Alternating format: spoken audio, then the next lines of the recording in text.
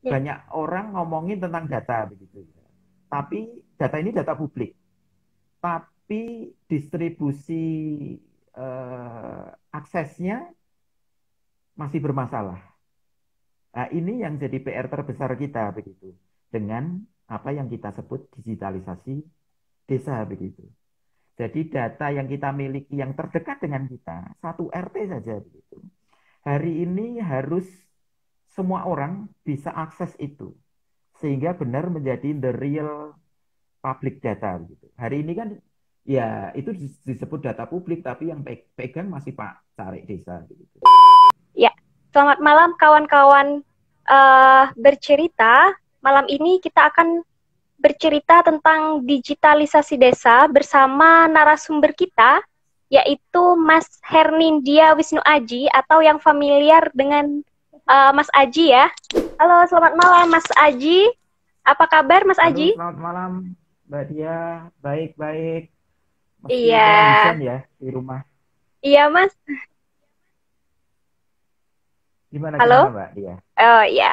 Halo? Oke. Hmm. Ya, oke saya ini dulu ya Mas ya. Eh, saya beri pengantar dulu tentang digitalisasi Mm-mm. desa ini, kemudian nanti kita lanjut dengan tanya jawab. Oke, Oke, silakan. oke. Eh, Undang-Undang Nomor 6 Tahun 2014 tentang Desa merupakan wujud pengakuan dan penghargaan negara terhadap kedaulatan desa. Jadi eh, apa desa ini sudah sudah diakui dan diberi penghargaan oleh negara, yang mana desa memiliki kedudukan, kewenangan, dan sumber daya yang seharusnya dapat dioptimalkan untuk kesejahteraan dan pemenuhan hak warga desa tanpa terkecuali. Nah, hak warga desa yang harus dipenuhi oleh desa yaitu ada hak politik, kemudian ada juga hak mendapatkan informasi seperti itu ya Mas ya. Nah, selain warga desa harus mendapatkan hak informasi yang memadai dan berkualitas, desa juga harus mampu mempublikasikan potensi keunggulannya agar dapat diketahui oleh oleh pihak banyak seperti itu. Nah, tanpa pengelolaan informasi ini, desa akan mengalami ketertinggalan, tidak akan maju seperti itu, dan sulit untuk Hmm. berkompetisi dengan desa yang lain seperti itu. Nah, kemudian uh, Mas Aji ini adalah salah satu inisiator digitalisasi desa, yaitu beliau membangun membangun platform Open Desa ID, yang mana platform ini dikembangkan oleh Perkumpulan Desa Digital Terbuka dalam rangka membantu desa agar menjadi desa cerdas dan melek teknologi seperti itu. Nah, Mas Aji mungkin ini ya bisa share pengalamannya gimana kemudian bisa membangun digitalisasi desa seperti itu, Mas. Hmm. Oke. Eh, Ya, ini cerita santai aja kan Mbak Dia? iya Mas, santai. Oke. Eh, aku mau cerita mulai dari mana dulu ya? Ah, dari ini saja. Jadi kita samakan dulu frekuensinya, frekuensi kita semua dan teman-teman yang bergabung dalam forum ini terkait dengan terminologi digitalisasi desa dulu ya, gitu ya. Jadi eh, digitalisasi desa ini kami maknai begitu karena saya bersama teman-teman jaringan dari Aceh hingga Papua begitu dan nanti secara detail aku akan coba apa bongkar-bongkar dalam cerita begitu semoga menarik ceritanya begitu. Nah, pemaknaan digitalisasi desa itu adalah sebuah inisiatif multi pihak begitu Mbak Dia dan teman-teman itu. Nah, karena ini sebuah inisiatif multi pihak itu ya jadi kayak ini. Jadi analoginya itu kayak kita sedang melakukan sesuatu. Jadi kita sedang melakukan kata kerja dan kita menggunakan alat bantu begitu. Jadi digitalisasi desa itu kita sedang melakukan kata kerja begitu mendigitalisasi gitu dengan alat bantu. Alat bantunya adalah ya tentunya teknologi yang kita sebut teknologi informasi gitu. Nah, layaknya sebuah inisiatif ini pasti kerja-kerjanya adalah kerja-kerja terpadu begitu. Kerja-kerja non teknis dan kerja-kerja teknis begitu. Nah, kerja-kerja non teknisnya jadi apa? Jadi menarik untuk kita ceritakan malam hari ini begitu. Tentunya juga cerita terkait dengan teknis begitu. Nah, kerja-kerja non teknisnya itu diawali dari kita harus meningkatkan kinerja pengetahuan terkait dengan desa begitu. Jadi literasi desanya itu harus berkinerja baik dulu begitu. Yang selama ini kita yakini kita itu nggak aware gitu. Kita itu masa bodoh terkait dengan pengetahuan desa gitu. Karena kita diskusinya konteks konteks desa begitu. Nah, aku mulai ceritanya dari sini saja begitu ya. Jadi ada kelompok anak muda begitu dan kemudian ini jadi hampir rata dari Aceh hingga Papua begitu. Eh, Kami menyebutnya kegelisahan desa begitu. Jadi analoginya itu eh, selama 20 tahun terakhir lah misalkan begitu ya. Itu apa sih yang kita ketahui terkait dengan desa begitu.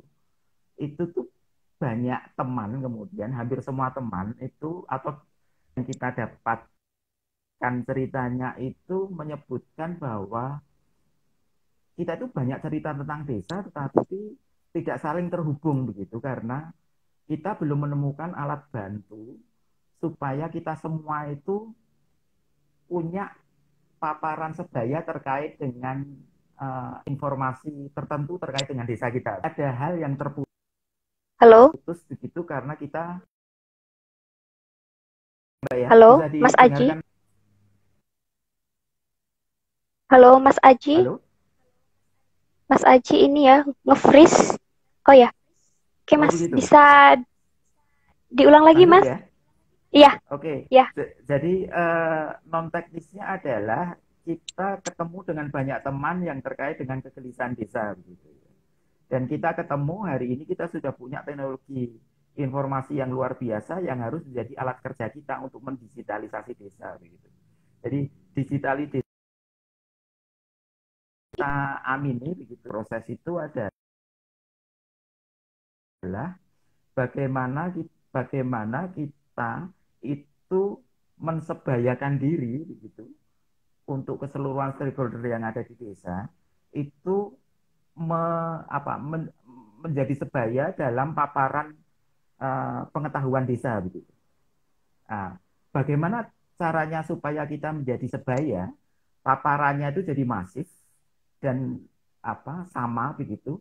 Kita menggunakan teknologi informasi yang kita miliki hari ini. Itu yang disebut digitalisasi desa begitu.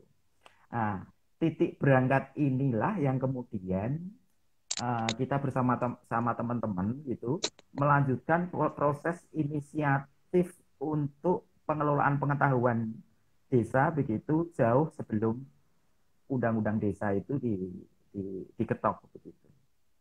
Dan Iya. penggunaan teknologi inilah yang kemudian sampai hari ini itu kami menyebutnya itu ya keseluruhan sistem informasi desa begitu dengan segenap Nah, iya. teknologi Oh, yang ada yang menjadi ekosistem dari pengembangan sistem informasi desa. oke, Baseline-nya itu, itu dulu Mbak Dia. Jadi, oh iya. Oke, itu dirintisnya kapan ya Mas ya? Dan tujuan utamanya seperti apa? ah, Halo?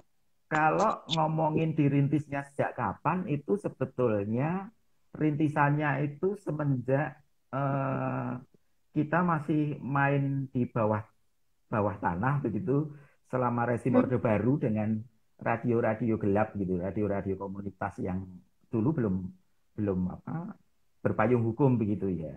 Ah, radio komunitas itu kan teknologi informasi pada saat itu gitu ya. Yang itu diikhtiarkan begitu untuk semakin banyak kesempatan untuk tadi yang aku sebut kita semua biar menjadi sebaya paparan informasinya jadi semakin banyak yang dapat kita terima. Yang tadinya kita kalau ketemu dalam satu forum itu paling maksimal hanya 50 orang begitu kan. Di forum yang offline begitu ya. Hari ini kita menyebutnya forum offline. Kalau dulu kan apa ya, pertemuan Karang Taruna, pertemuan komunitas itu kan sekitar 30-50 saja begitu. Padahal itu konten publik, padahal itu konten komunitas yang harus lebih dari 50 orang yang harus apa? Dia jadi subjek utama untuk mengelola pengetahuan itu. Sehingga kita harus mencari cara begitu. Dan teknologi pada saat itu, ini sebagai permulaan baseline cerita saya begitu. Itu pakai teknologi radio komunitas. Radio komunitas kan ketika dipancarkan, meski daya pancarnya rendah, dia menjangkau lebih banyak orang, lebih dari 50 orang. Yang tadinya satu tema diskusi itu di forum offline, di forum pertemuan-pertemuan Karang Taruna yang malam-malam begitu itu hanya 30-50 orang. Ketika pertemuan itu disiarkan oleh radio komunitas, yang sekarang yang mendengarkan sudah ratusan atau ribuan bahkan begitu. Ah, sesuatu yang dari kecil-kecil inilah yang kemudian menjadi dasar dengan mengikuti tentunya dengan mengikuti perkembangan teknologi informasi yang ada. Setelah radio komunitas, kita kemudian mengenal internet, email-emailan, kita pakai grup-grup apa mailing list begitu kan. Mungkin Mbak Dia pada saat itu baru awal begitu apa mengerti grup-grup apa mailing list Ya, begitu. Itu cara bagaimana teknologi informasi itu jadi alat kerja kita untuk tadi pengetahuan desa itu jadi semakin terdistribusi begitu. Hingga sampai kita mengenal blog, blogspot, begitu kemudian mengenal web, kemudian baru sampai pada tahap awal data-data kependudukan di desa yang sebelumnya itu hanya satu dua orang stakeholder perangkat desa yang apa yang dia mengelola, bagaimana caranya supaya semakin banyak orang, bukan hanya satu dua orang yang apa bisa mengelola data kependudukan, didigitalisasi melalui aplikasi sistem informasi desa pada fase yang sangat awal, di awal 2008-2009 Mbak Dia dan teman-teman. Dan itu sebagai milestone bagaimana kemudian kita percaya pada Pameo, informasi itu membangkitkan partisipasi. Jadi data awal kependudukan yang tadinya itu ditulis tangan atau di apa halo, diketik oleh mesin Mas ketik Aji. lama begitu. Halo, freeze juga ya. Iya, Halo, halo. bisa Iya, aku lanjut? barusan Halo. nge-freeze, Mas. Iya. Oke, jadi di aplikasi awal sistem informasi desa yang kita kembangkan bersama teman-teman jejaring itu data kependudukan yang didigitalisasi supaya Oh, yang tadinya hanya satu dua orang sekarang jadi tim yang mengelola. Yang tadinya ketika ada penduduk yang mengurus surat itu hanya satu dua orang yang bisa melayani, dengan digitalisasi data kependudukan jadi 2, 3, 4, 5, 6, 7, 8 perangkat desa yang kemudian bisa di depan komputer melayani surat yang setiap hari semakin banyak begitu. Nah, iya. ini juga jadi milestone berikutnya dari proses digitalisasi desa yang malam hari ini akan banyak cerita yang akan kita kita Iya. bagikan begitu. Nah, inilah yang kemudian berkembang terus, Mbak. Jadi saya langsung pintu masuk kedua adalah dengan kita mengembangkan sebuah aplikasi yang bernama Open Sistem Informasi Desa begitu. Oh, ya. Aplikasi ini sudah dipakai oleh 11.000 sekian desa di Indonesia. Aku bisa menyebut 11.000 desa di Indonesia yang sudah pakai ini karena ada formulasi digitalisasi notifikasi begitu yang bisa terkirim di tim kami. Siapa yang download kemudian install dan alatnya itu ketika ketemu dengan internet ada notifikasi yang terkirim ke kita sehingga kita punya list siapa yang memakai aplikasi kita. Jadi aku bisa menyebut sekarang 11.100 atau berapa begitu detailnya nanti aku bisa sampaikan begitu. Itu karena kita punya digitalisasi datanya begitu. Yang itu setiap minggu ada sekian ratus desa Halo. yang memakai 100 desa yang kemudian memakai aplikasi itu yang notifikasinya itu terkirim ke kita. Nah, aplikasi ini tuh ada 3 elemen, Mbak Diah dan teman-teman begitu. Elemen yang Ya, pertama adalah persuratan desa, yang basisnya tadi aku ceritakan. Di fase awal kita digitalisasi data kependudukan, yang itu dipakai sebagai data dasar untuk pengelolaan desa begitu. Nah, salah kesekiannya yang gede, yang paling produktif setiap harinya, operasional di tiap harinya itu persuratan desa. Itu yang dipakai oleh sekian belas ribu desa untuk melayani masyarakat. Basisnya adalah dulu mulai digitalisasinya di awal 2008 dengan digitalisasi data kependudukan. Elemen yang kedua adalah tata kelola data desa begitu. Ini yang menarik, yang kemudian mengembangkan tadi pengelolaan data, pengelolaan pengetahuan desa tadi. Data di desa kita itu kan luar biasa banyak, Mbak. Dan teman-teman mungkin bisa mengidentifikasi apa sih data-data yang ada di desa kita itu. Data tanah, data pertanian, data peternakan, data pertanian, data data perikanan, data kehutanan, macam-macam itu. Ya sama, yang dulunya sama seperti data kependudukan tadi gitu. Hanya satu, dua, tiga pihak yang mengelola itu gitu. Sangat tertutup. Tapi ketika ini digitalisasi dan 10 tahun berjalan kita digitalisasi, multiplier efeknya atau luncuran bola saljunya jadi luar biasa. Semakin banyak stakeholder yang kemudian terlibat dalam digitalisasi desa tadi begitu. Jadi Pameo iya. tadi, informasi itu membangkitkan partisipasi begitu. Tadinya hanya terpapar 1-2 orang, tetapi kemudian terpaparnya dari 100 orang. Nah, 100 orang ini yang kemudian membangkitkan partisipasi. Semakin banyak stakeholder, semakin banyak pihak yang kemudian terlibat dalam digitalisasi desa. Aku selesaikan Nah, dulu yang elemen yang ketiga dari oh ya, ya, aplikasi, oke, Mbak, Mas. supaya nanti Oke, ceritanya oke. nyambung gitu. Elemen yang Oke, oke. ketiga adalah pengelolaan pengelolaan web desa. Tadi yang Mbak Dia sebut adalah, ya, kita punya Undang-Undang Informasi Publik nomor 14 tahun 2008. Tapi ngomongin dokumen publik, bagaimana caranya ya supaya itu informasinya atau kontennya itu terpapar masif. Iya, kita harus gunakan teknologi informasi. Dan sejalan dengan apa yang kita kembangkan tadi, kita mengenal blogspot di awal, blog-blog begitu, kemudian mengenal web, itu yang kemudian kita integrasikan teknologi web itu jadi satu aplikasi OpenSID itu, sehingga desa bisa mengoperasionalkan 2 elemen yang lain, elemen persuratan desa dan tata kelola data desa tadi, sekaligus ketika aplikasi ini di-online kan, desa sekalian sekaligus memiliki web desa begitu. Nah, web desanya itu yang nantinya jadi portal atau lapak tata kelola data tadi, Mbak. Eh, Dia selain tadi ya berita-berita yang kemudian bisa dikelola Ya, di internal desa, oke. dokumen publik desa itu kemudian bisa ditampilkan di situ. Setiap orang yang mampir di web desanya itu bisa membaca, bisa download, bisa bisa melihat grafik dari tata kelola data pertanian misalkan begitu. Ini yang jadi yang jadi medium kita menyebut digitalisasi desa, Mbak. Iya, begitu. Oke. Nah, kira-kira ini sudah ada berapa desa, Mas, yang bergabung? Dan gimana upaya Mas Aji selama ini menyamakan apa ya pemahaman digitalisasi desa ini kepada desa-desa yang mungkin masih belum mengenal apa itu digitalisasi desa seperti itu. Yes. Ya, ya. Mungkin jawabanku adalah sama dengan apa eh, jiwa dari cerita malam hari ini gitu ya.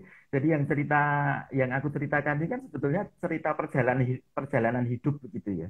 Cerita perjalanan sebuah peradaban begitu ya.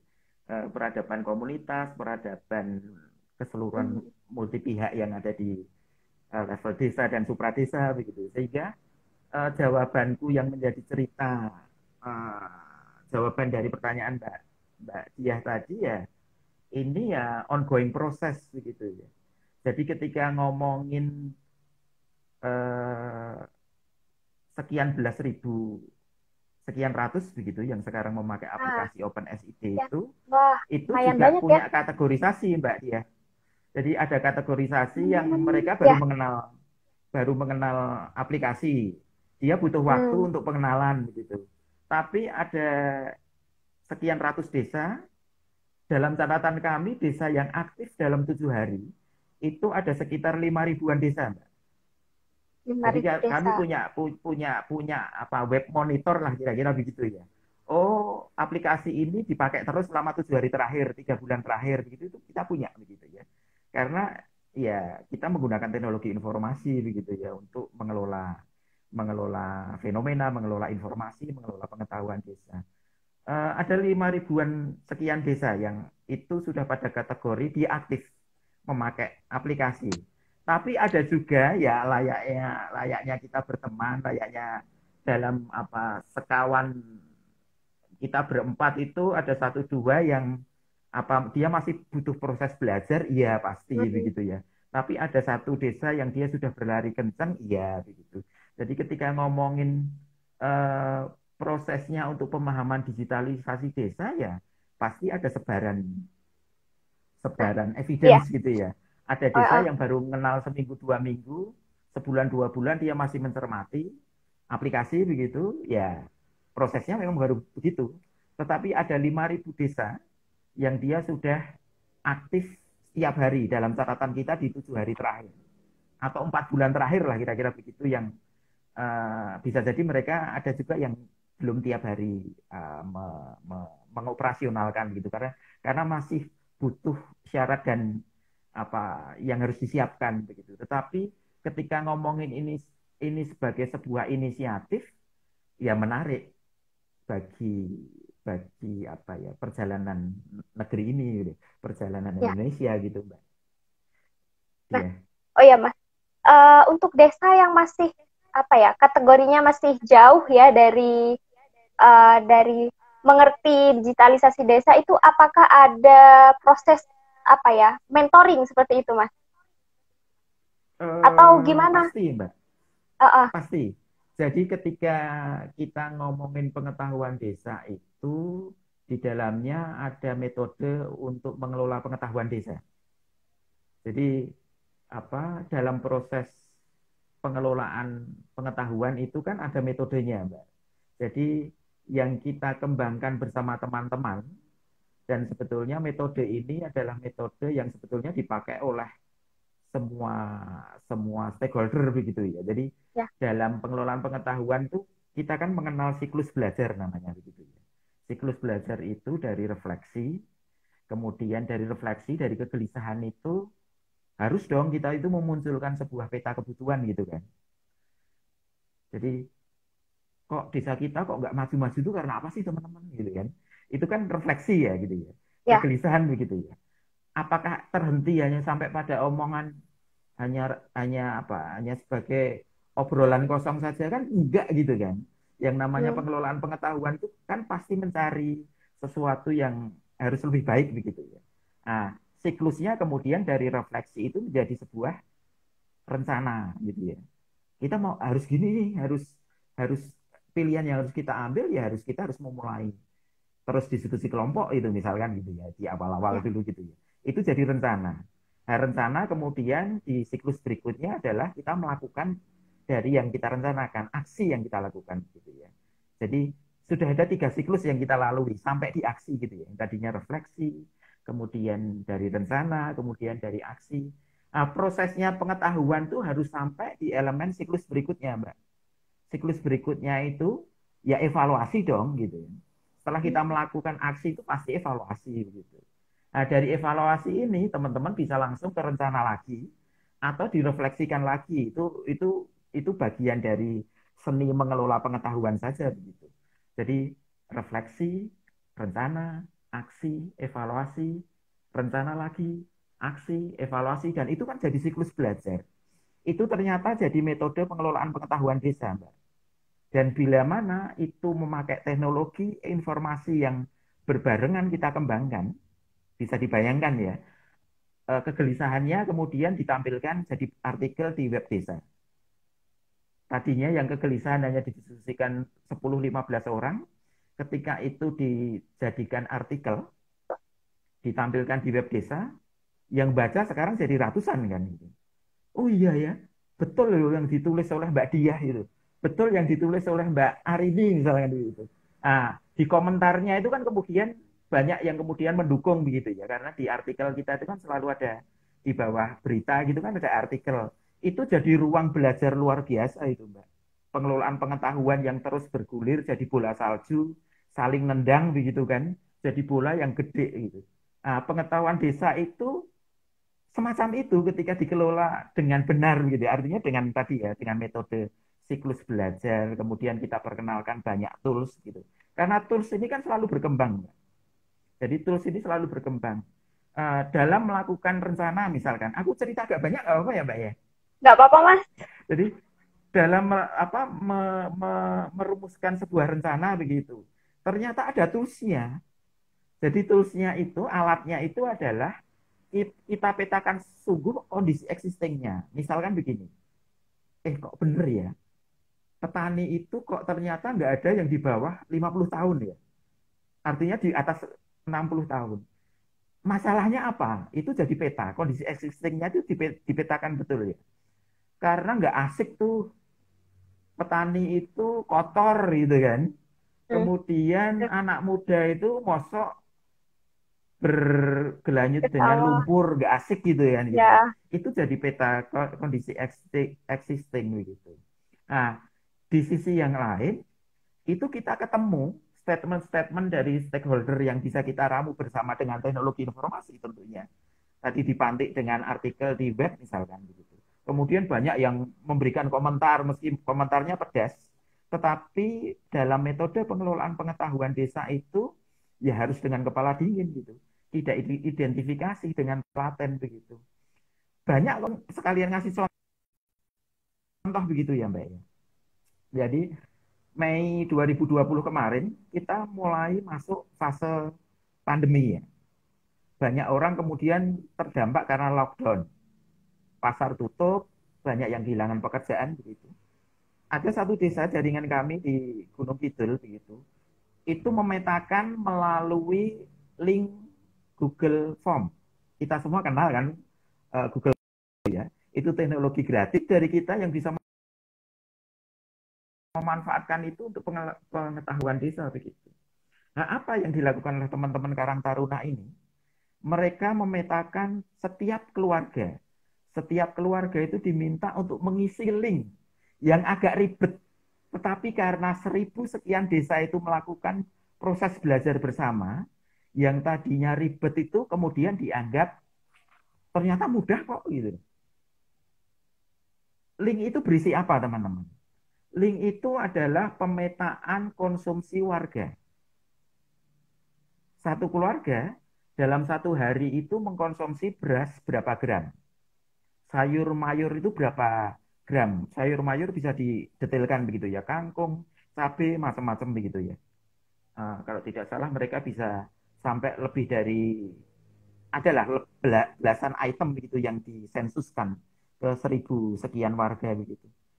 Dan link itu disebar ke link itu disebar ke grup-grup WA yang ada di desa tersebut.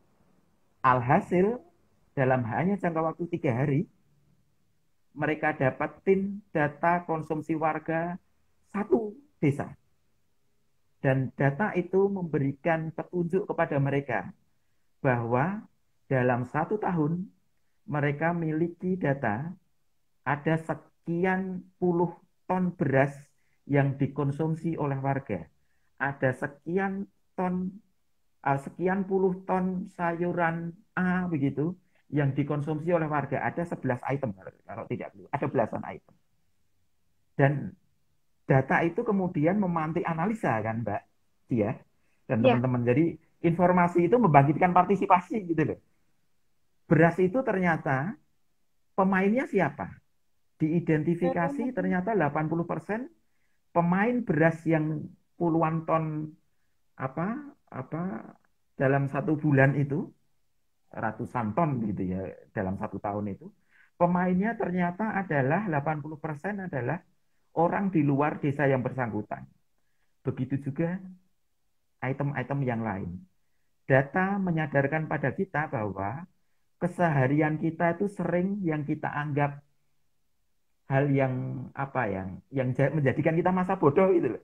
Jadi ternyata ketika itu dikalkulasi, direkapitulasi, ada duit puluhan miliar yang berputar setiap tahunnya, yang kita bisa petakan siapa pemainnya.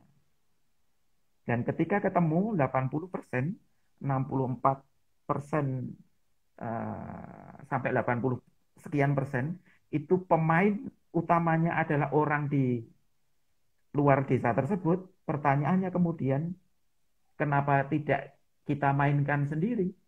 Kenapa yang bermain mereka begitu? Itu yang kemudian tadi melahirkan tools baru begitu, Mbak.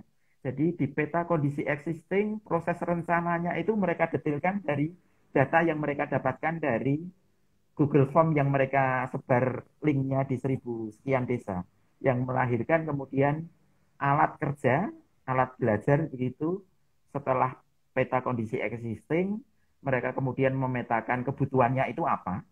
Kebutuhannya adalah berarti harus ada sekelompok anak muda yang mulai mengakuisisi pasar ini gitu ya. Kira-kira begitu logikanya begitu.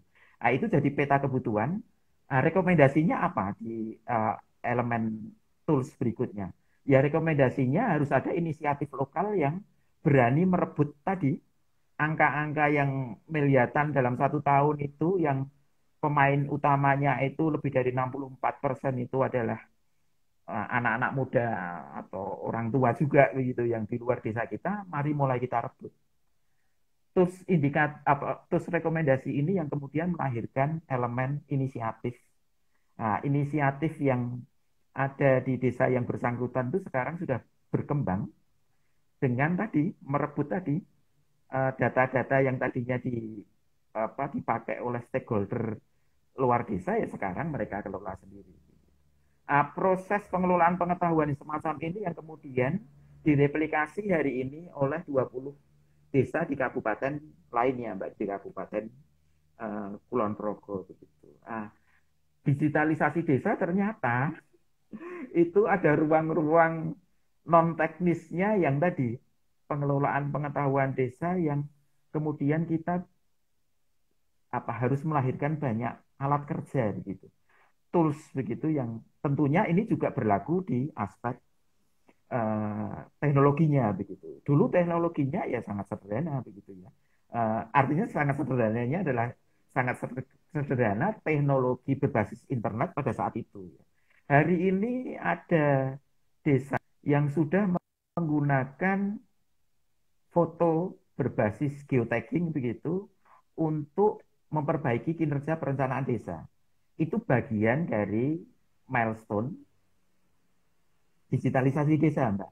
Yang tadinya proses musrenbangdus itu adalah eksklusif, artinya eksklusif itu ya lo lagi gitu. Kita semua publik ya bisa terlibat.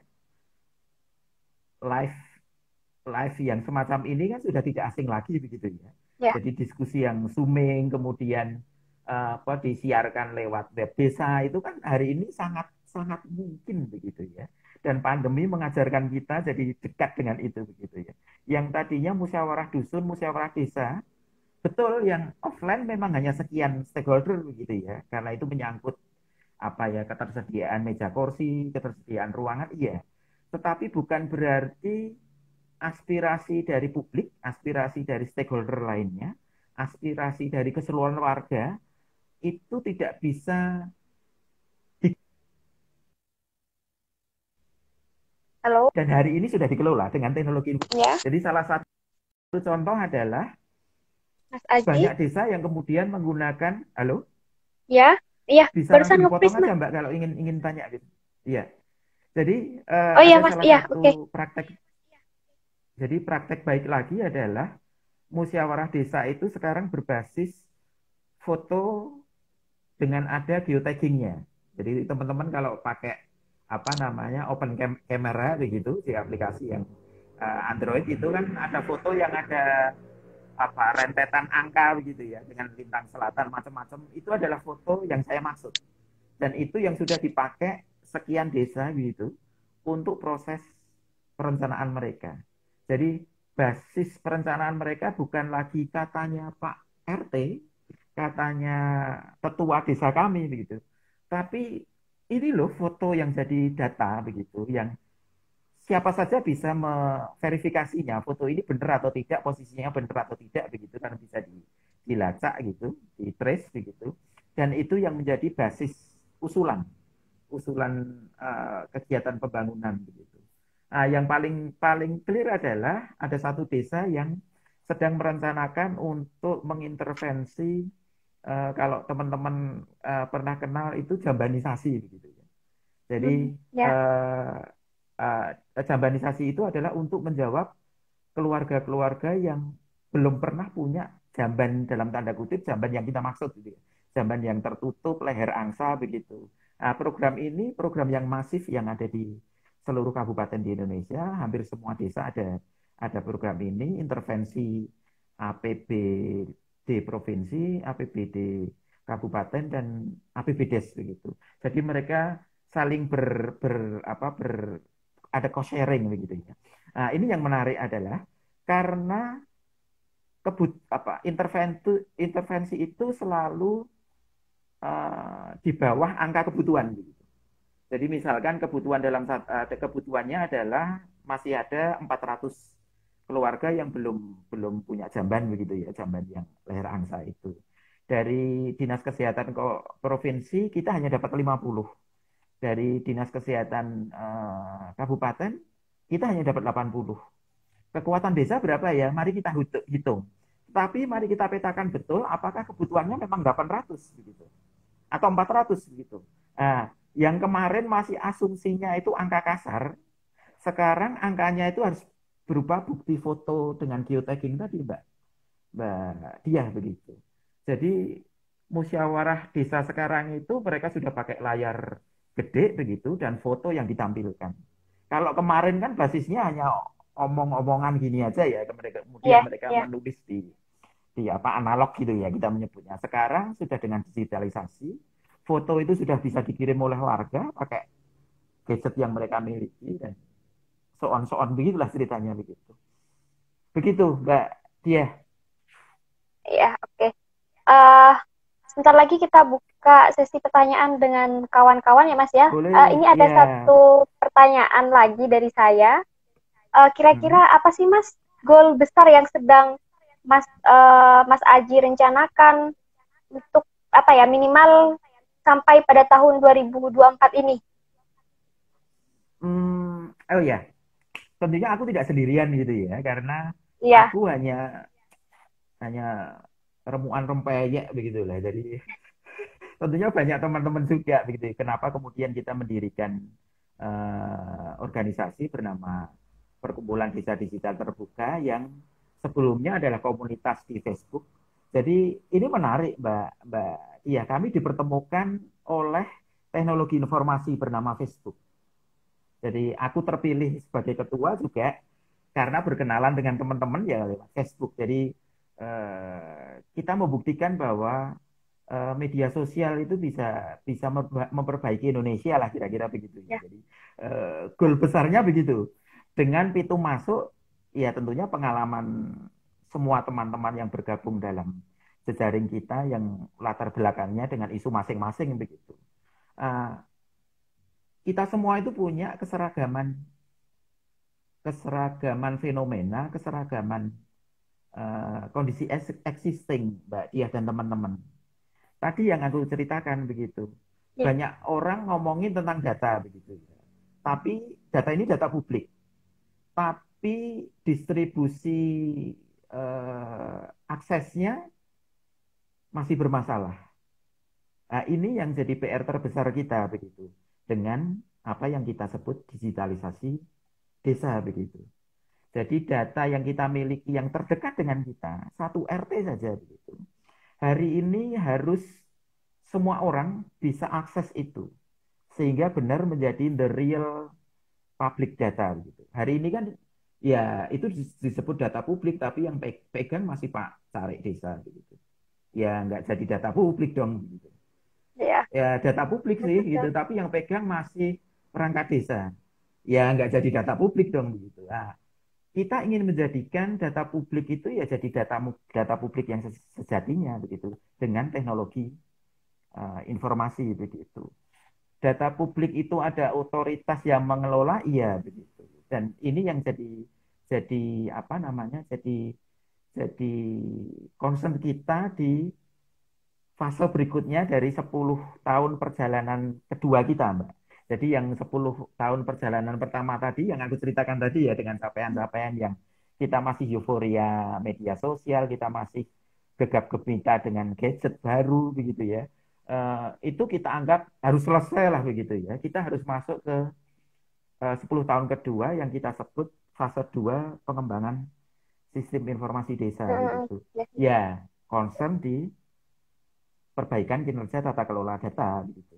Nah, itu tadi dan ternyata ya setelah itu tadi kita proses belajar kemudian melahirkan banyak tools itu kita ketemu Mbak Dia bahwa ketika sebuah inisiatif itu yang kita lakukan semua dari Aceh hingga Papua ini kan sebuah inisiatif gede gitu kan untuk Indonesia gitu kan. Nah, sebuah inisiatif itu kalau ingin berkelanjutan itu harus memenuhi 3 aspek gede gitu, Mbak. Iya dan teman-teman. Aspek yang pertama itu adalah regulasi. Karena spekulasi. kita ngomongin hajat hidup orang banyak, kita ngomongin kebijakan publik, ya harus kita kejar regulasi untuk memenuhi bahwa data publik itu harus benar-benar jadi the real data publik begitu ya. Regulasinya harus terpenuhi. Pengelolaannya harus kemudian melahirkan kelembagaan, ada forum data desa, ada forum data tingkat kabupaten, ada forum data tingkat provinsi, dan forum tingkat nasional, itu harus diatur dalam regulasi. Dan itu harus dibiayai oleh dana publik lewat APBDes dan Hmm. anggaran publik supradesa juga. Begitu.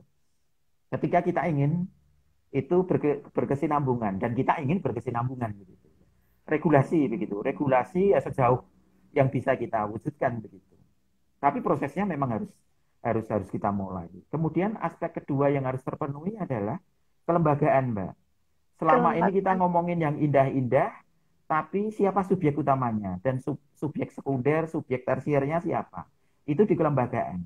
Dan kelembagaan ini yang kemudian dipayungi oleh aspek yang tadi sebelumnya, regulasi.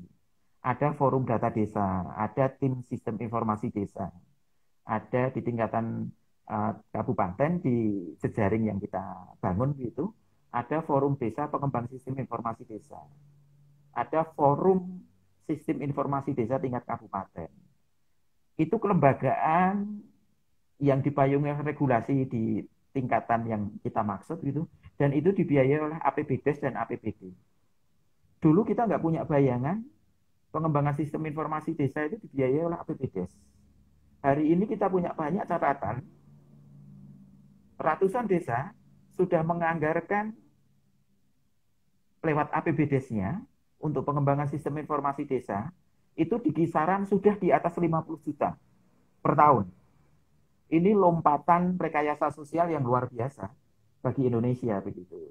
Dan di 11.000 desa yang di jejaring kita itu ongoing proses.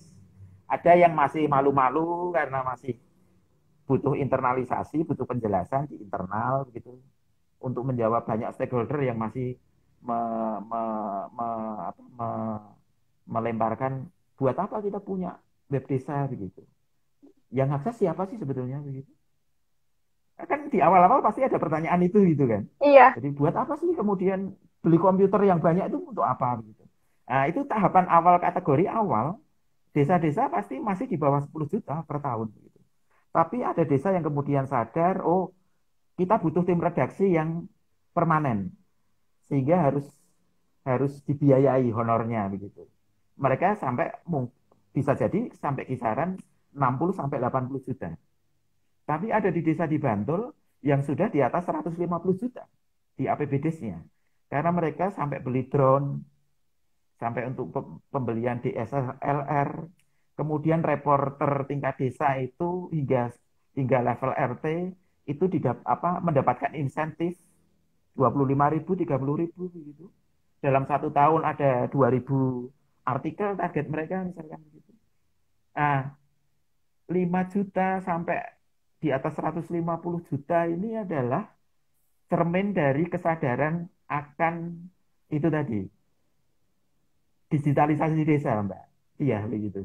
Jadi proses inilah yang kemudian kita kita bangun bersama, dan tentunya ya proses yang trial and error, kemudian ya pelan-pelan, kemudian ya butuh waktu begitu ya, ya Iya. itu proses. Aku selesaikan dulu yang aspek yang ketiga, Mbak. Aspek yang ketiga itu adalah infrastruktur gitu loh. Ngomongin keterbukaan informasi publik tapi nggak pernah ngomongin infrastruktur. Bagaimana mereka publik kemudian bisa membaca, mendapatkan dokumen publik sebagai bagian dari Hmm. inisiatif keterbukaan informasi publik. Ya kita butuh web, kita butuh memanfaatkan gadget yang ada di yang dimiliki oleh warga. Ada satu praktek baik di desa Gerbosari di Kulon Progo, Mbak Dia dan teman-teman begitu. Dalam 1 hari, web visitor web desa mereka itu pernah loh nembus 16.000 kunjungan. Untuk level web desa ini yang pertama di Indonesia. Kenapa bisa terjadi? Karena tim sistem informasi desanya itu menggunakan ribuan gadget, ribuan smartphone yang dimiliki oleh hari ini. Siapa sih keluarga yang nggak punya gadget gitu ya, nggak punya smartphone begitu. Artikel yang ada di web desa, informasi yang ada di web desa itu linknya disebar ke grup-grup WA yang ada di warga. Itu yang kemudian menaikkan kunjungan web desa yang mereka miliki. Itu secara teknis. Kita pakai hitungan, oh ada 15.000 dalam 1 hari. Tapi dari aspek rekayasa sosial itu capaian yang luar biasa, Mbak. Karena 3 aspek pemenuhan inisiatif tadi, itu mereka mencoba dengan jerih payah, berkeringat, gitu, berdarah-darah, gitu. Ya mereka lakukan bahwa informasi publik itu butuh infrastruktur. Infrastrukturnya ya desa harus punya jaringan internet, kemudian harus punya komputer yang memadai, tim sistem informasinya punya gadget untuk foto-foto di setiap pojok desa. Mereka memanfaatkan citizen journalism dengan ribuan gadget yang dimiliki oleh warga desa begitu. Dan ini sebagai potret begitu bagaimana digitalisasi desa itu ya integrasi antara rekayasa sosial dan kerja-kerja pengembangan teknologi informasi, Mbak Dia. Begitu, Mbak Dia. Oh ya, oke. Ya Mas, menarik ya. Ini ada satu pertanyaan lagi ya. Tadi Ya, kemudian silakan. kita lanjut ke pertanyaan kawan-kawan. Nah, ini digitalisasi desa perlu ya Mas ya, digaungkan sampai nanti seperti itu. Nah, perlu juga salah satu caranya ya perlu ada kaderisasi seperti itu Mas. Nah, kira-kira metode kaderisasi yang yang baik supaya bisa melanjutkan gerakan ini seperti apa menurut Mas Aji? Hmm. Sebelum menjawab itu, aku cerita apa ya eh, fakta yang kita miliki gitu ya, Mbak ya. Jadi eh, hari ini itu Indonesia punya 64 juta pemuda. Ada pemudi juga begitu di dalamnya begitu ya. 64 juta pemuda itu rilis BPS Januari kemarin gitu ya. Berarti data mereka sampai 2020. 64 juta pemuda Indonesia. Yang disebut pemuda adalah generasi yang lahir tahun 80 hingga tahun 2000. Yang sekarang disebut anak muda. Aku udah lewat-lewat dikit gitu ya, tapi bolehlah tetap mengaku. Tetap mengaku pemuda begitu. Nah, ini jadi porsi yang menarik begitu ya. Ada 64 juta anak muda begitu. Disambungkan dengan inisiatif-inisiatif yang tadi aku ceritakan begitu ya. Jadi untuk pemenuhan tiga aspek berkesinambungan, kita kan pengen inisiatif ini jadi inisiatifnya Indonesia yang berkesinambungan begitu ya. Dengan pemenuhan aspek regulasi begitu, kemudian di aspek kelembagaan yang di dalamnya ada sumber daya manusia. Sumber daya manusia ini harus melihat tadi 64 juta anak muda, 64 juta pemuda Indonesia ini ya harus menjadi bagian dari sumber daya manusia yang ada di kelembagaan untuk meneruskan digitalisasi desa ini. Kalau kemudian ditarik ditarik yang lebih dalam begitu, aku pengen memantik juga ke teman-teman di forum ini juga begitu. Meski pandemi di 2020, omset e-commerce kita itu tetap naik 1,4 juta dolar US dollar loh teman-teman. Yang Wah, tadinya ada di kisaran hampir 300 triliun di di mana di pandemi kemarin kita tetap naik loh. Dan di 2020 kemarin itu mendekati 100 juta transaksi untuk e-commerce. Belanja-belanja online tuh hampir 100 juta. Dan itu kan ada turunannya begitu ya. Ada supplier produk yang dipilih oleh pembeli begitu ya. Itu kan pasti ada multiplier efeknya begitu. Kemudian kurir. Kenapa kemudian perusahaan atau bisnis kurir di Indonesia itu berkembang pesat? Ya karena yang diperebutkan 100 juta transaksi tadi teman-teman. Hari ini lebih dari 300 triliun untuk ngomongin ngomongin omset apa perputaran uangnya begitu. Dan 64 juta pemuda di Indonesia itu berhadapan dengan data ini, mereka mau mau di mana gitu ngambil posisinya begitu. Di dalamnya adalah digitalisasi desa. Karena dari 64 juta tadi, 80% mereka tinggal di desa, Mbak Diah dan teman-teman begitu. 64 juta itu bisa jadi 55 juta tinggal di desa. Dan itu jadi sumber daya manusia yang masuk radar kita dalam digitalisasi desa tadi. Jadi ketika ada pertanyaan ngomongin kaderisasi, peluangnya itu Mbak Diah dan teman-teman. Peluangnya ya 64 juta atau 55 juta pemuda desa lah begitu ya. Meski dari 55 juta itu hanya sedikit lah yang kurang beruntung untuk mendapatkan akses. Artinya yang tidak beruntung mereka bisa akses harian internet. Karena yang lebih beruntung itu hanya sekitar baru 97%.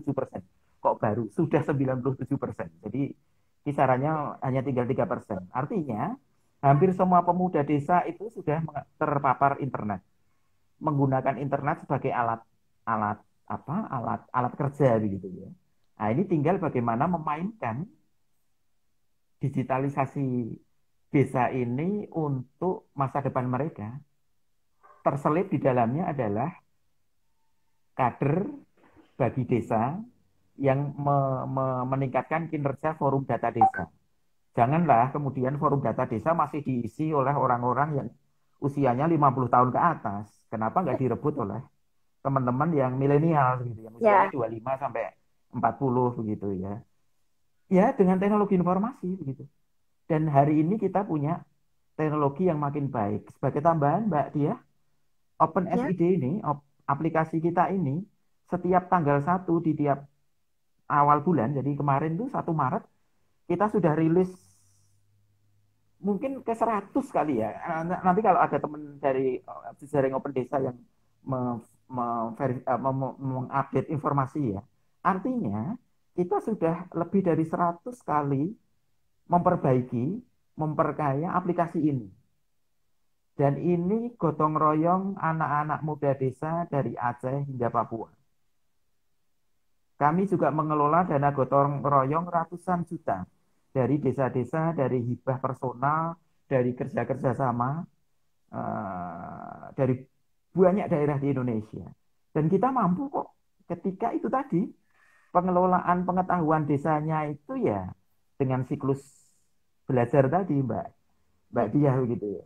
Nggak lelah untuk belajar, nggak lelah untuk dicaci maki, nggak lelah untuk apa di dicibir gitu ya, di apa di bullying gitu ya. Hmm. Ngapain sih ngurusi desa begitu ya, nggak ngerti datanya aja gitu ya, padahal data desa itu ketika dikelola ngeri gitu. Hmm. Jadi itu Mbak, ketika ngomongin kaderisasi kita harus melihat 64 juta anak muda di Indonesia, di dalamnya ada anak desa dan anak kota, 80%-nya adalah anak desa begitu. Dan ya tentunya progres kelembagaan yang mengelola sumber daya manusia, ya di dalamnya ya anak-anak muda mayoritas begitu gitu yang mengelola. Jadi untuk kaderisasi kita nggak akan pernah ke kehabisan sumber daya manusia lah, kira-kira Ya. begitu ya. Tapi dengan segala tantangannya begitu. Itu Mbak Dia. Oke, terima kasih Mas Aji. Kita masuk ke sesi pertanyaan ya dari kawan-kawan Boleh. bercerita. Nah, ini ada pertanyaan menarik dari kawan Al-Muiz LDO ini, Mas Muiz. Seberapa jauh sih Hmm? keadilan digital di negeri ini? Kok semua-semua mau digitalisasikan? Itu, Mas. Mas Muiz, ini dari mana ya? Iya, Mas Tapi Muiz nanti dari sambil ini. sambil Ya, Hmm, kembali ke baseline yang aku sampaikan tadi, teman-teman. Jadi ini kan ongoing proses gitu ya. Jadi prosesnya itu kayak proses kehidupan. Proses kehidupan itu ya pasti ada up and down, ada diskriminasi, ada tirani, kadang-kadang begitulah ya. Jadi ya kehidupan itu arena begitu. Arena di mana keseluruhan stakeholder itu ya memang harus. Jadi mungkin kalau jika kelompok begitu yang teman yang ada dalam satu lingkaran itu narik tali begitu ya. Jadi talinya itu di tengahnya itu ada ada apa botol atau apa begitu ya. Supaya botolnya itu nggak jatuh, dia harus harus selalu ditarik. Dan stakeholder yang apa yang bisa narik lebih kuat akan menggeser botol itu. Tapi itu hanya analogi permainan saja. Dari permainan ini itu menunjukkan bahwa sebetulnya yang kita lakukan itu ya arena sebetulnya teman-teman. Jadi digitalisasi desa itu arena yang semua stakeholder harus harus saling saling saling punya kontribusi untuk menarik talinya itu sekuat mungkin gitu ya. Atau dia saling menjaga jarak itu.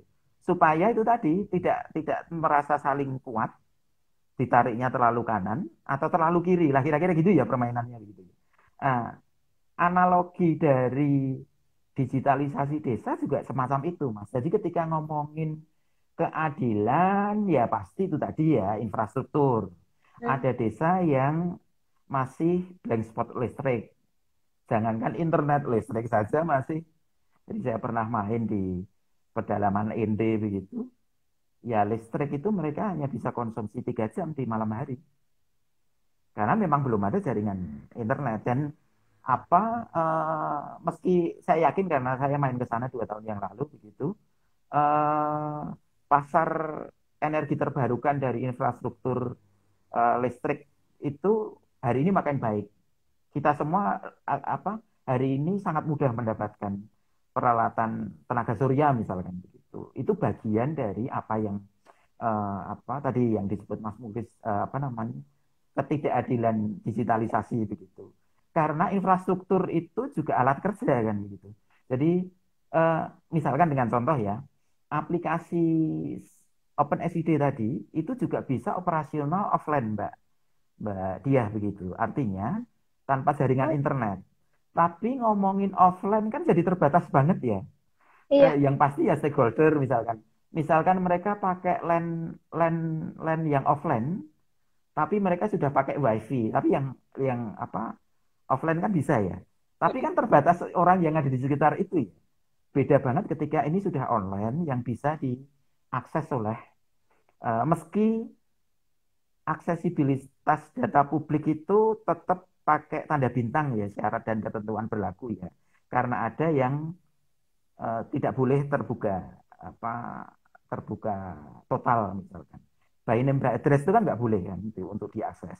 Tetapi rekapitulasi dari apa misalkan yang ingin ditampilkan adalah grafik penerima PKH misalkan program keluarga harapan yang selama ini ketika itu belum di apa ditampilkan dalam web keseluruhan apa peserta PKH aja nggak ngerti bahwa oh Bapak A itu ternyata juga apa dapat PKH lah kira-kira begitu karena dokumennya kan jadi dokumen yang terbatas ya dalam bentuk buku atau dokumen buku induk yang gede yang masih dibawa petugas misalkan. Tapi ketika itu ditampilkan di web bisa saling cross check gitu.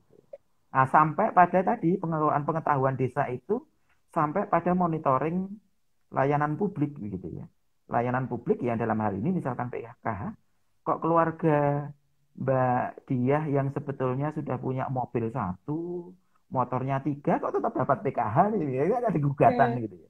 Nah, arahnya akan ke sana teman-teman. Jadi yang disampaikan oleh Mas Muklis tadi menyebut bahwa ketidakadilan digitalisasi desa ya karena kita masih dalam arena yang eh, kondisi existingnya semacam ini begitu yang belum belum ideal begitu ya dan itu yang harus terus diperjuangkan tetapi jangan lupa bahwa ada desa-desa yang sudah cukup ideal kan kami punya champion beberapa desa yang bisa aku sebutkan yang teman-teman bisa akses misalkan silahkan teman-teman akses web desanya natairaya.desa.id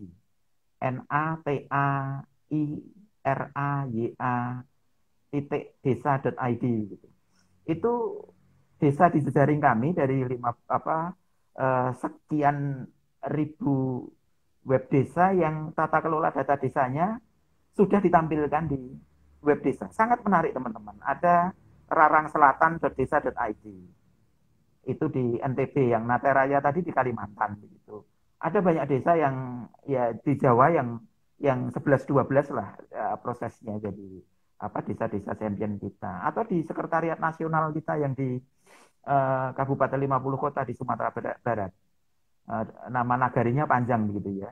Tanjung Haro, Sikapu-Kabu, Padang Panjang desa.id begitu. Ikhtiar digitalisasi desa dengan 3 elemen aplikasi yang sudah ada itu dimaksimalkan tuh, yakni persuratan desa, tata kelola data nagari gitu ya. Kemudian pengelolaan web desa yang dinamis karena yang web web nagari di mana sekretariat nasional kita itu 3 kali berturut-turut juara provinsi gitu loh dari apa Komisi Informasi Publik Provinsi Sumatera Barat begitu. Itu sebagai wujud bahwa digitalisasi desa yang maksimal artinya bisa sampai punya web desa yang online terus, yang dikelola baik, tiap hari ada artikel yang di-upload begitu. Ya, informasi itu membangkitkan partisipasi begitu. Jadi partisipasinya warga untuk kemudian menjadikan portal berita desa itu tiap hari harus dikunjungi itu jadi kebutuhan bersama gitu. Jadi dan tentunya ini ada proses, ada jam terbang, iya gitu. Jadi sekali lagi menjawab Mas Muklis tadi, eh, keadilan digitalisasi masih ada ketidakadilan, iya. Tapi mari kita maknai itu sebagai arena kita lah begitu ya. Bagaimana supaya ketidakadilan itu yang hari ini masih eksis ya, jangan terlalu lama lah kira-kira begitu ya. Misalkan blank spotnya jangan terlalu lama. Bagaimana caranya? Oh, sekarang ada kok pakai infrastruktur pakai VSAT itu. Yang kita bisa bekerja sama dengan BUMN misalkan tanpa aku harus nyebut merek gitu ya. Supaya nanti bisa bikin RT RW net di situ. Nah, kalau sudah internet masuk di situ ya web bisa ada web desanya mereka bisa konsumsi bersama pakai gotong royong ada kan kemudian RT RW net itu yang sudah dikelola BUMDes di jejaring kita pulsanya ya bayar ke BUMDes gitu jadi perusahaan penyedia layanan internetnya itu ya BUMDes gitu dan itu bagian dari inisiatif digitalisasi desa gitu begitu jawaban saya Mbak. Oke, oke Mas, terima kasih. Nah, ini ada satu pertanyaan lagi. Ini nyambung ya Mas ya. butuh berapa lama untuk membuat seluruh desa di Indonesia terdigitalisasi, Mas Aji? Dari Mas Hadi Prayitno. Ini pertanyaan menarik ini, Bung. Menarik sekali nih, Mas. Ya, Bung Hadi itu pernah seperjalanan saya Oh, ke India pada saat itu. Jadi ya. kita ngobrol-ngobrol jadi lebih lebih dalam gitu. Ah, dengan jumlah desa yang dimiliki Indonesia hari ini 75.000 sekian, 400 sekian gitu kalau belum dimekarkan lagi. Hari ini OpenSID sudah punya belasan ribu desa. Merek-merek yang lain lebih kecil daripada OpenSID gitu ya. Mereka juga ribuan begitu. Lagi-lagi ketika desa sebagai subjek digitalisasi desa, stakeholder desa itu jadi subjek utama digitalisasi desa itu menjadikan ini arena yang produktif. Kami menyebutnya terukur dan produktif, terukur dan progresif lah kira-kira begitu ya. Itu ya logikanya pasti harus cepat. Pasti akan lebih cepat begitu. Dalam hitungan kasar kami sebetulnya mungkin 30-an ribu desa itu sudah mengenal aplikasi sistem informasi desa dengan berbagai merek itu gitu ya. Tantangannya adalah seperti di kami begitu ya. Yang memakai produktif aplikasi OpenSID harian itu dalam catatan kami belum lebih dari 6.000, mungkin 6 ribuan gitu. Merek-merek yang lain kurang lebih juga hal yang sama, mungkin hanya sekitar 60% atau 55%. Ini yang jadi tantangan. Dan progres penyadarannya harus terus-menerus begitu ya. Progres penyadarannya harus terus-menerus. 30-an ribu desa yang sudah mengenal ini, siapa yang kemudian jadi desa yang tangguh untuk terus mengembangkannya, untuk mengoperasionalisasikannya begitu, apapun mereknya begitu. Kalau di internal kami, karena kami yakin kami jejaring yang paling produktif di di media sosial, kemudian di jejaring jejaring jejaring offline di uh, banyak daerah, meski banyak banyak kelemahannya juga begitu ya. Itu cepatlah untuk 30. Artinya 60% dari 75.000 desa itu untuk sampai digitalisasi desa yang ukuran kami itu ukuran operasional baik, itu pasti jauh lebih cepat. Setahun 2 tahun oke begitu. Nah, yang menjadi PR adalah 30 atau 25-an ribu desa yang sama sekali belum mengenal atau mereka memang belum teridentifikasi dalam jejaring jejaring kita begitu. Jadi bisa jadi desa yang di Pulau Miangas sana yang di dekat Filipina misalkan begitu, yang mereka sama sekali belum belum belum kenal, atau yang di pojok Pulau Rote sana begitu. Kalau di Pulau W itu ada yang pakai aplikasi kita, Mbak, Mbak, Mbak, Mbak, Mbak Diah begitu ya, karena ada jaringan yang kemudian menyampaikan jaringan jaringan kita. Begitu. Jadi kalau kemudian ditanyakan kembali oleh Bung Hadi bahwa kira-kira kapan ya 75.000 desa itu ya, ini jadi pertanyaan reflektif buat kita semua begitu ya. Jadi ngomongin IKTP aja kita nggak selesai-selesai, padahal saya fotonya juga sudah 10 tahun yang lalu ya. Ada teman yang fotonya itu foto pengambilan gambarnya itu sudah 7 tahun yang lalu, hari ini belum pernah dapat. Permasalahan data di Indonesia itu ya ini jadi tantangan besar, dan 64 juta pemuda itu harus merebut lah itu. Jadi stakeholder kunci tata kelola data di Indonesia lah supaya segera selesai lah begitu. Jadi ini jadi cambuk kita semua, pertanyaan apa pemantik dari Bung Hadi ini gitu. Kapan ini? Jadi ya ini tergantung kita begitu. Kalau hitung-hitungan sesuai dengan praktek baik kita harusnya cepat. Karena untuk menjangkau tadi Mbak Tia begitu ya, sampai kami mendapatkan 6 ribuan atau 55.000 desa yang sangat progresif begitu. Ternyata kalau dibagi rata dari kita semua memulai aplikasi di tahun 2009 misalkan, berarti kan butuh 11 tahun kan untuk sampai dapat 5.000 atau 6.000 yang serius gitu. Itu baru 10% kan dari. Tapi kan hari ini kan kita punya punya punya punya injeksi lah kira-kira begitu yang itu tadi sumber daya manusia di level desa mayoritas adalah anak muda sekarang. Jadi sekretaris desa yang usianya di bawah 25 tahun itu sekarang banyak. Dan mereka kan meski bukan generasi digital natif, kalau digital natif kan lahir ceprot sudah pegang gadget gitu kan. Jadi era 2015 gitu.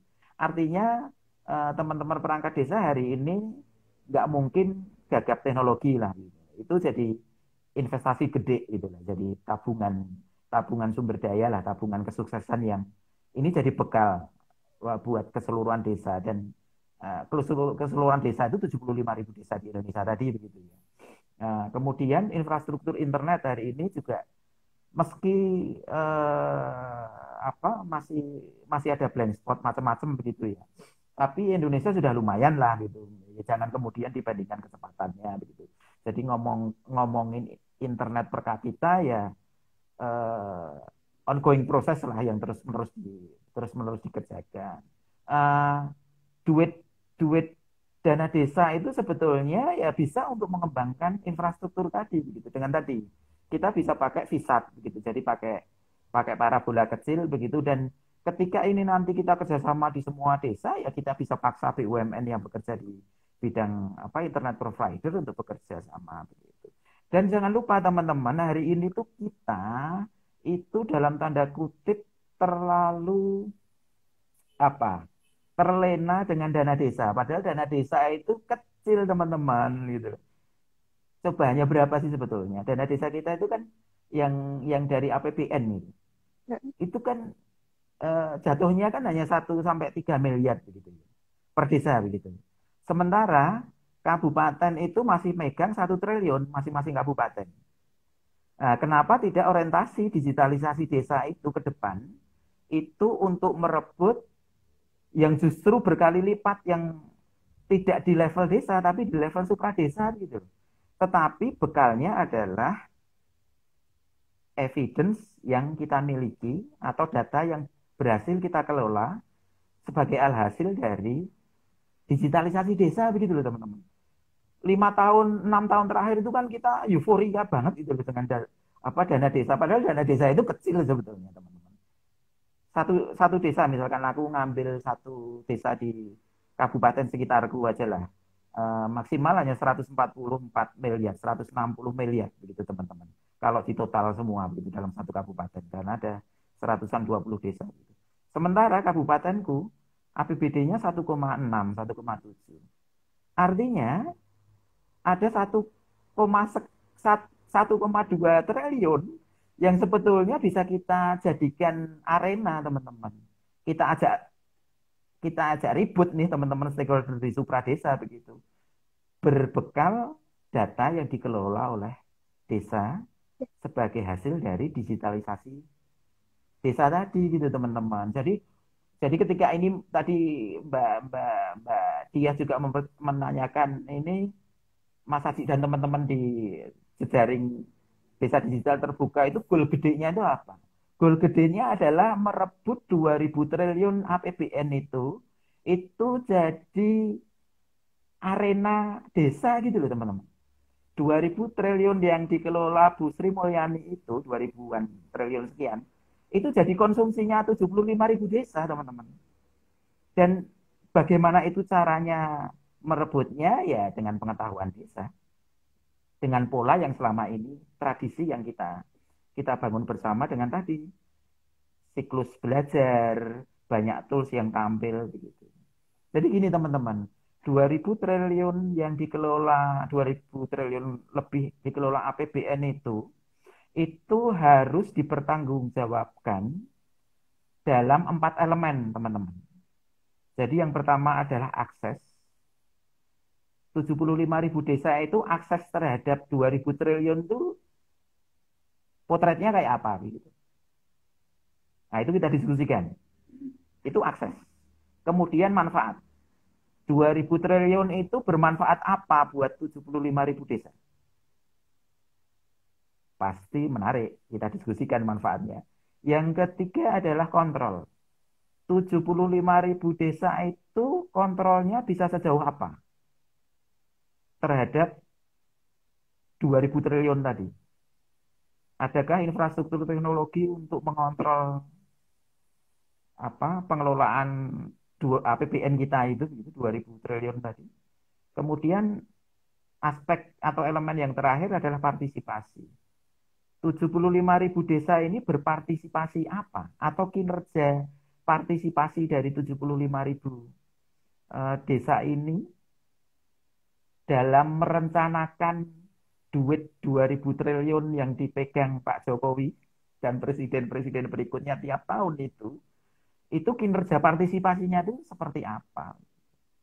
Dan 4 elemen ini kinerjanya harus baik dengan partisipasi 75.000 di desa di Indonesia. Dan itu dimulai atau pintu pembukanya dengan digitalisasi desa. Begitu jawaban saya, Bung. Luar Adi dan biasa Mbak, jawabannya ya ya, Mas. teman-teman. Ya, Oke, sebenarnya ini ada satu pertanyaan lagi ya, Mas ya.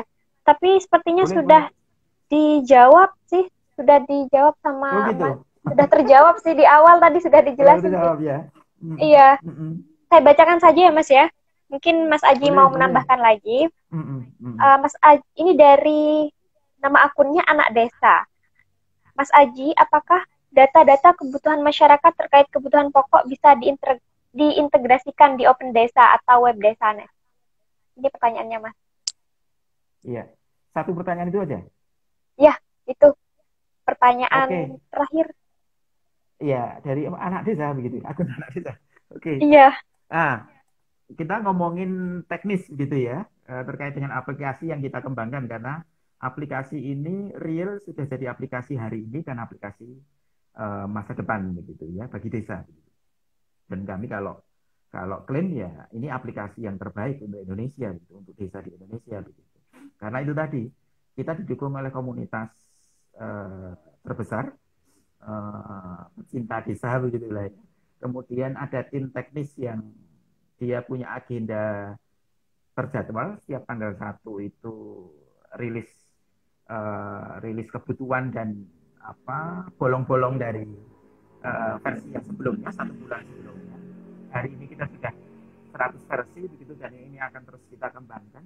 Kita ngelola sumber daya keuangan yang merupakan hibah dari desa-desa yang mau gotong royong itu terbesar di Indonesia dan kita berharap ini akan kita kembangkan terus begitu untuk menjawab kebutuhan teknis dan non teknis pengembangan sistem informasi desa di Indonesia begitu.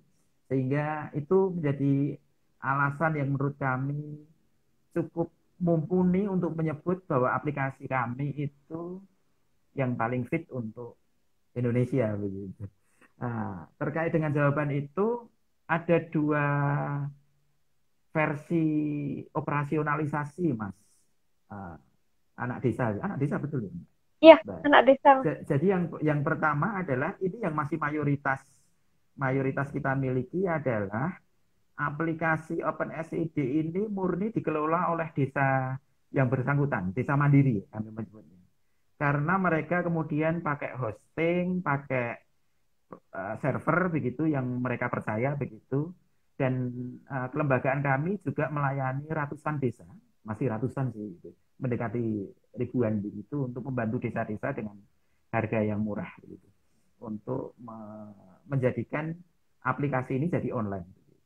Nah, versi yang pertama ini punya keunggulan dan kelemahan begitu. Keunggulannya adalah ya keseluruhan tata kelola data desanya dikelola oleh desa yang bersangkutan. Begitu. Dari sisi keamanan ya tanggung jawab keamanan terkait dengan apapun itu ya desa yang bersangkutan. Begitu. Kemudian stakeholder yang terkait dengan pengelolaan ya stakeholder internal desa yang bersangkutan.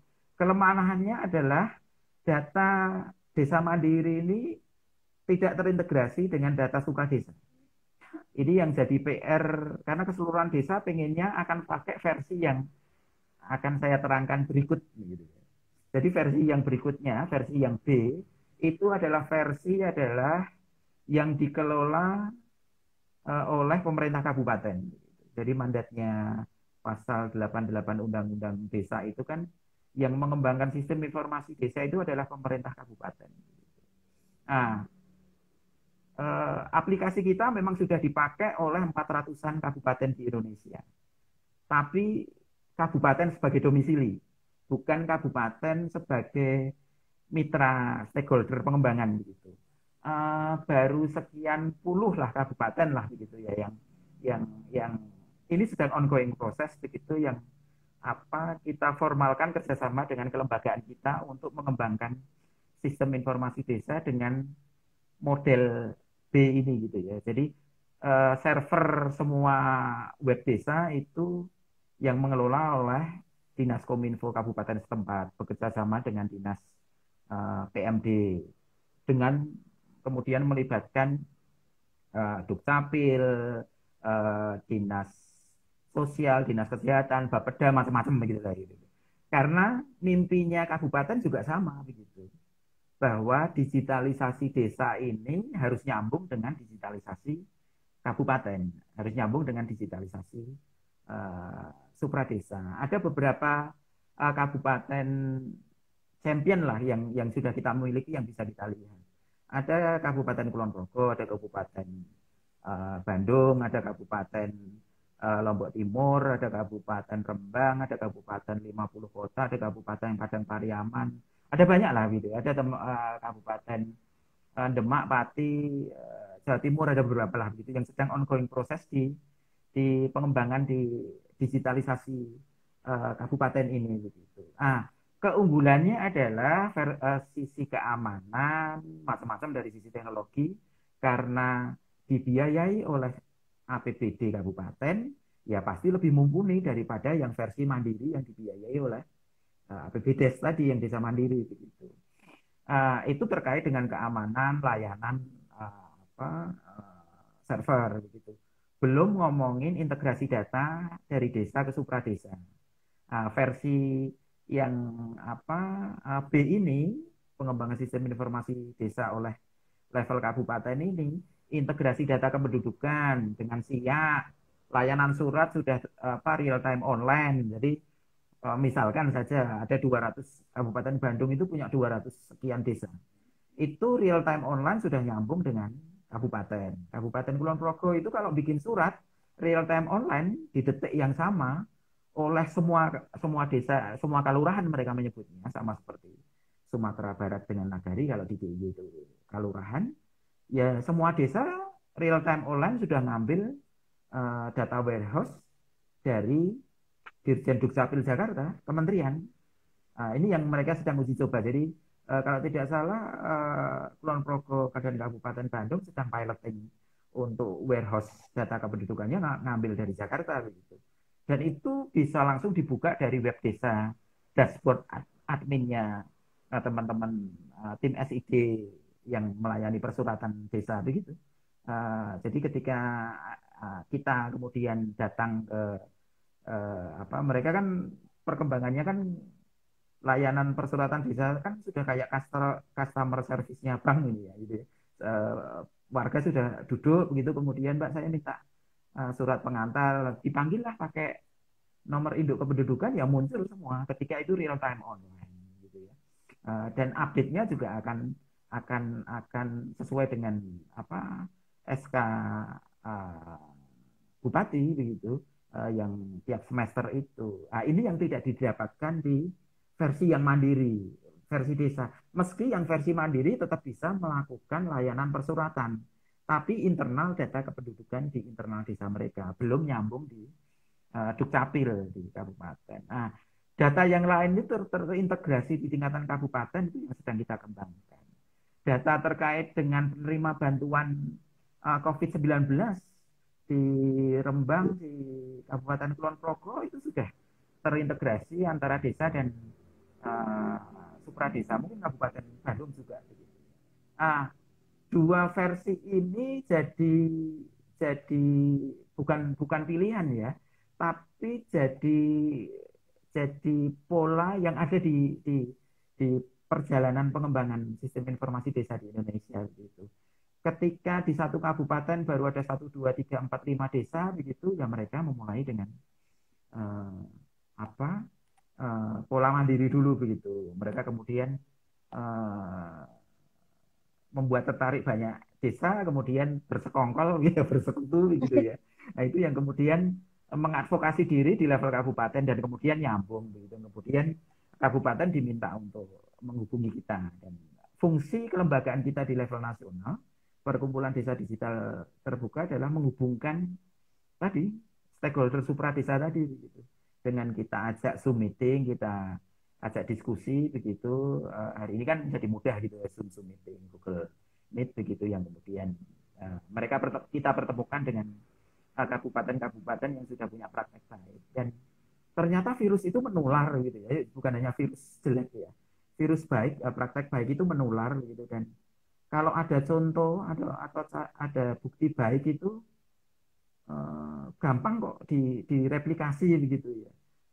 Kulon Progo itu sudah mulai banyak dikunjungi oleh level kabupaten ya. Level desa itu banyak yang mengunjungi sekretariat nasional kami di Tanjung Haro, Kabu-Kabu, Padang Panjang di Sumatera Barat. Banyak desa-desa yang punya praktek baik itu, yang webnya bagus, yang tata kelola datanya bagus, itu ya pasti ditelepon, pasti dikontak teman-teman dan ini jadi menurut kami ya jadi fenomena menarik dari proses pengelolaan pengetahuan desa dan itu dalam kerangka besar digitalisasi desa. Jadi kalau desanya anak desa tadi ingin memulai ya kalau sudah ada kiri kanan yang memakai OpenSID itu kita punya datanya semua punya jadi nanti bisa bisa kontak ke Facebook kita di forum pengguna dan pegiat Open SID gitu. Jadi nanti silakan bisa masuk ke situ. Ada grup yang turunan yang lebih kecil, ada banyak sekali, ada grup Telegram aja punya banyak. Itu dalam kerangka untuk semakin mudah untuk melayani dan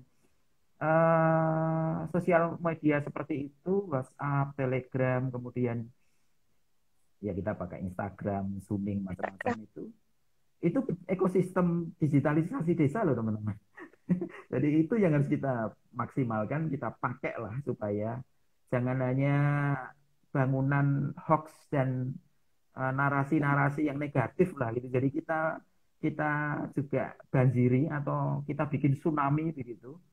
Dunia persilatan medsos itu dengan praktek-praktek baik kayak gini gitu loh.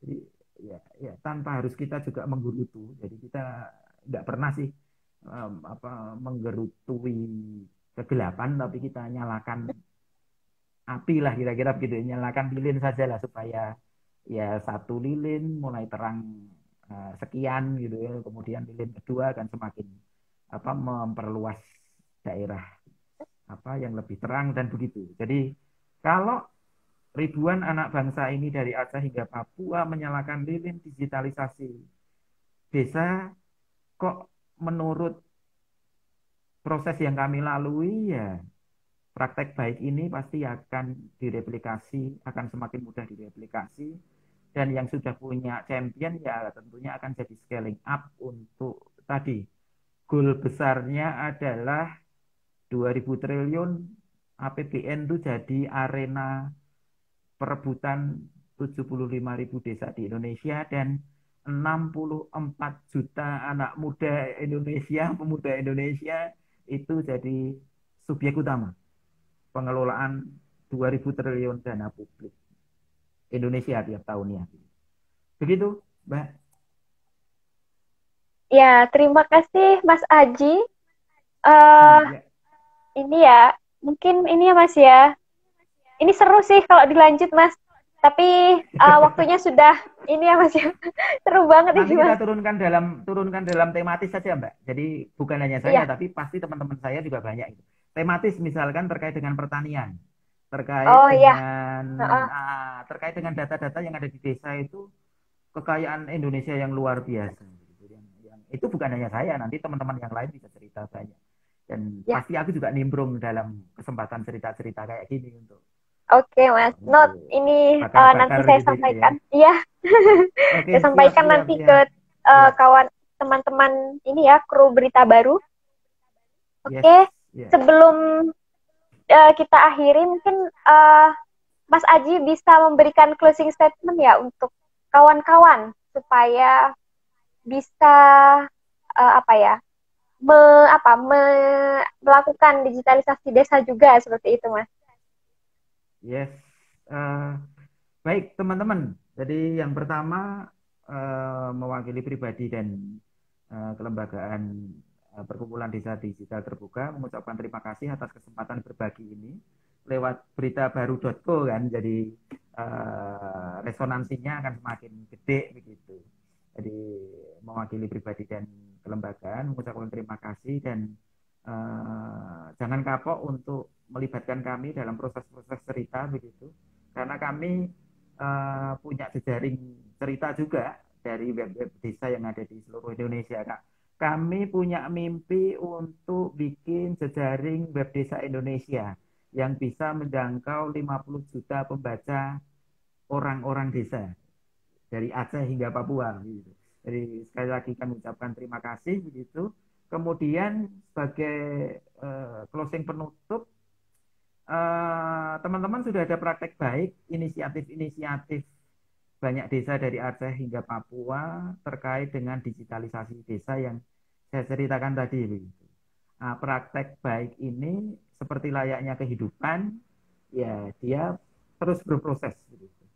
Ada up and down, ada salah benar, keliru sedikit begitu, ya itu proses belajar. Dan kenapa kemudian kami mengembangkan hashtag terukur dan progresif ya karena digitalisasi desa itu tidak terlepas dari tata kelola pengelolaan desa yang pakai siklus belajar tadi begitu dan tentunya siklus apa dan terus terus apa yang lainnya yang terus terus berkembang begitu sebagai layaknya peradaban pengelolaan pengetahuan begitu.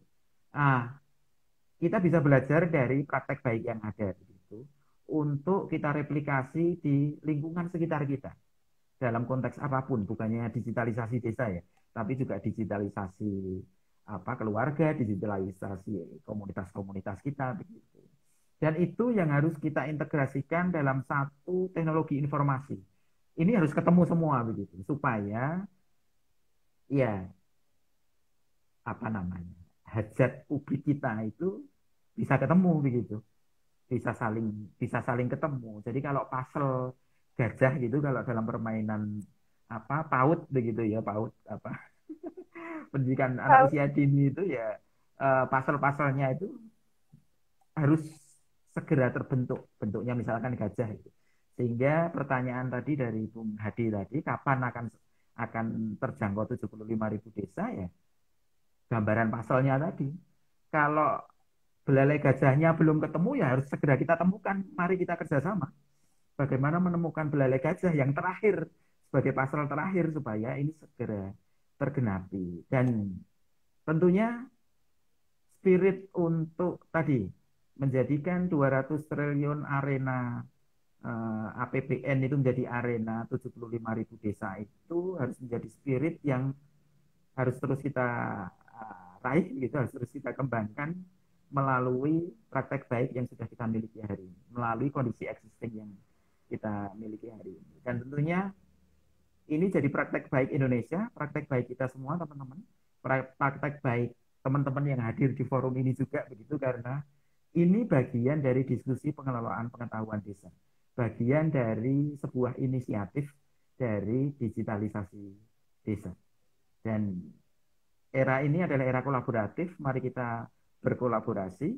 Media mainstream seperti Berita Baru itu sudah memulai dengan diskusi yang semacam ini itu bagian dari kolaborasi yang bisa kita lakukan dan terus akan kita kembangkan dengan keseluruhan stakeholder digitalisasi desa yang lain.